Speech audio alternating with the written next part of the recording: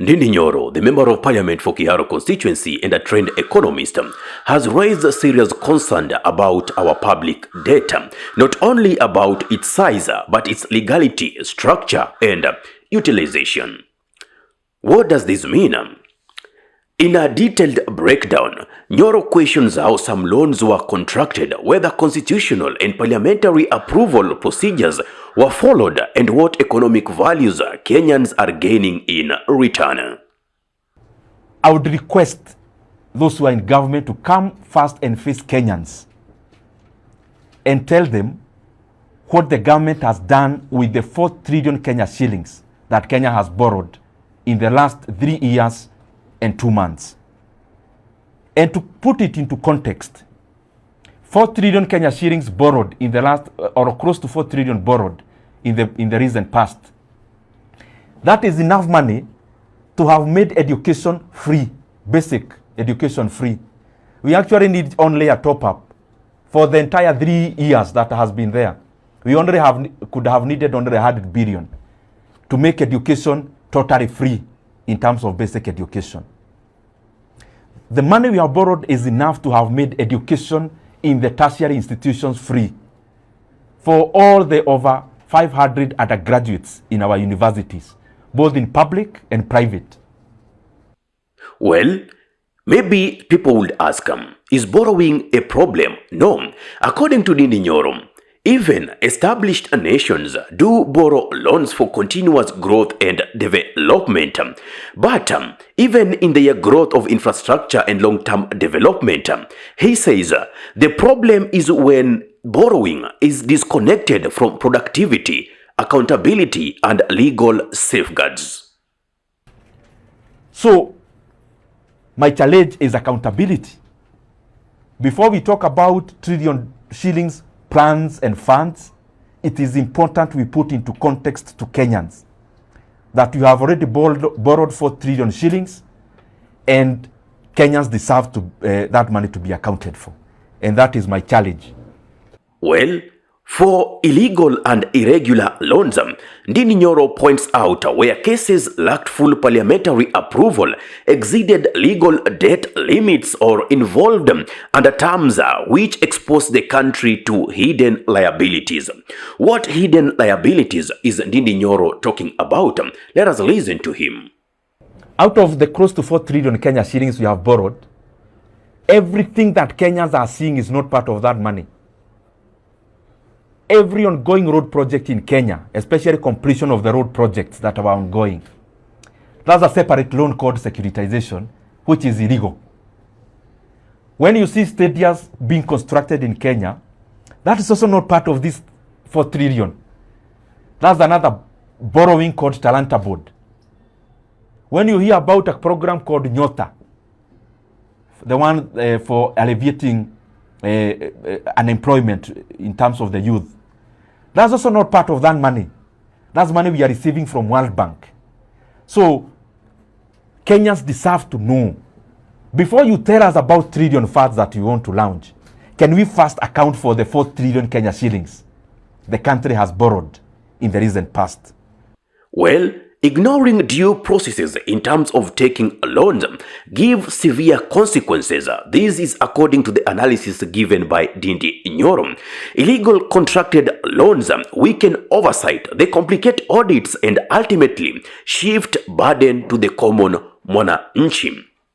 Rarely are these loans doing what they were contracted for.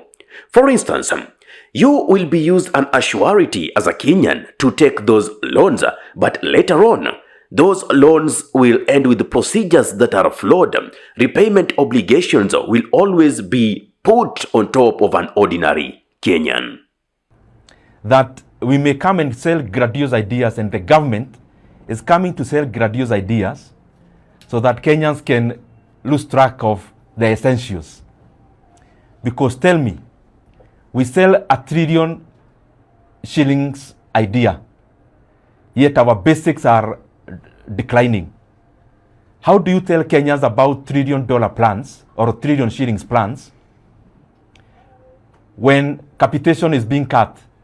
Essential social investment like education and especially in capitation, is being reduced, and at the same time you are selling trillion shillings plans.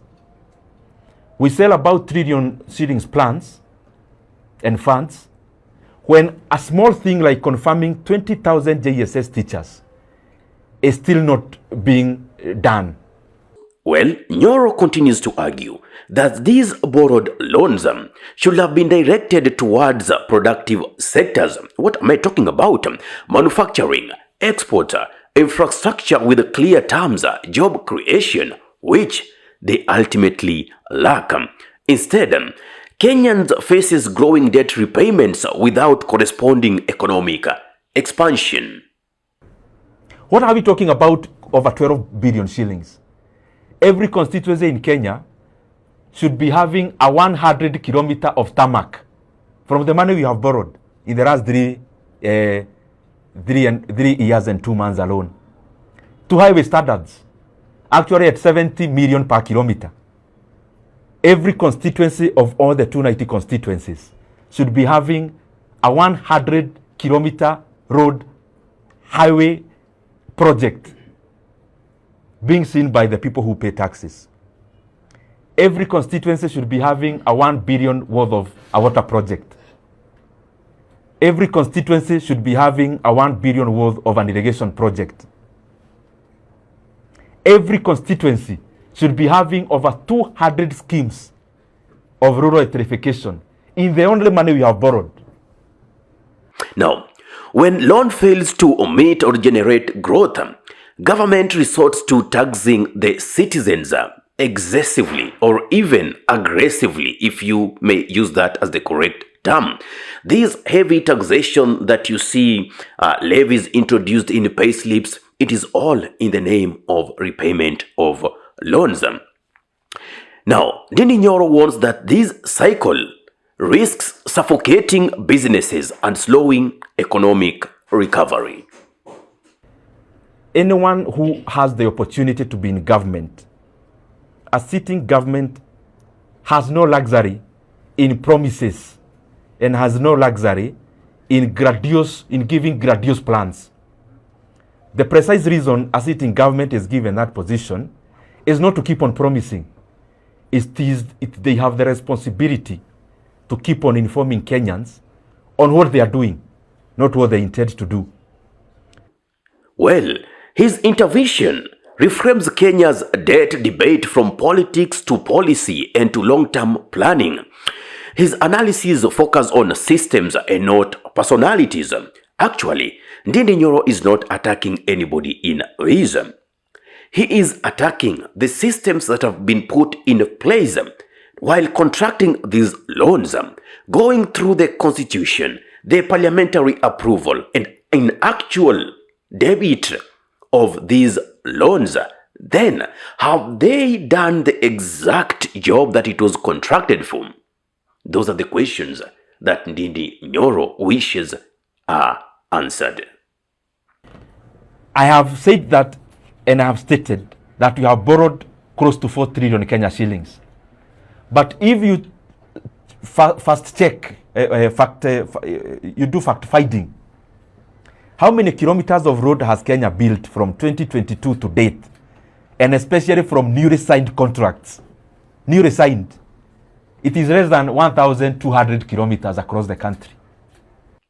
Well, Kenya's debt challenge is not just about how much a country owes, but how loans were taken, whether the law was followed, whether the borrowing was a lasting value, whether the borrowing is building a lasting value. As Kenyans continues to bear the cost of these heavy loans that are taken by the state, Ndindi Nyoro is asking a very pertinent question, which is so fundamental in its own regard. When public debt is contracted in the name of the people, who is held accountable when the rules are broken? So my question today is this. We are coming to launch a trillion fund in Kenya today. Or we are planning to do that. Can the government first face Kenyans and explain one sequentially from number 1. Where has the 4 trillion Kenya shillings the government has borrowed gone to? Because as we talk about what we want to raise, can we first audit what we have already incurred so that we see the better way of moving forward as a country? Well, the answer is simple. As for now, it is you, the common mwananchi, who will bear that heaviness of the loan. Therefore, it is good for you to be vigilant and get to know when, where, how a government takes loan and what for. What do you think about this? Give me your take in the comment section below. If you love content of this nature and you're watching from our YouTube channel, kindly subscribe and press the notification button. So anytime that we are live or we upload content of this nature, you'll be the very first person to be notified. Ahmed Khalif is my name for the unscripted talks here in Dab Radio. Assalamu alaikum warahmatullahi wabarakatuhu. Kwa timba kali za Afrika, Dab Radio ndio mpango mzima.